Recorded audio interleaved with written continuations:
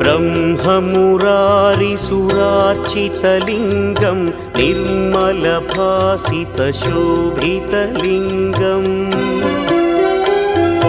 जन्मजदुःखविनाशकलिङ्गं तत्प्रणमामि सदा शिवलिङ्गम्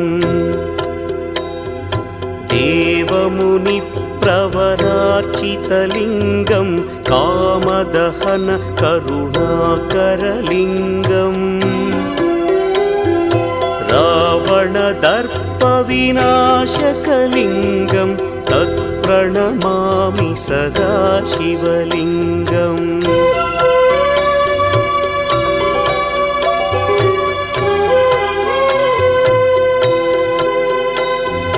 सर्वसुगन्धसुलेपितलिङ्गं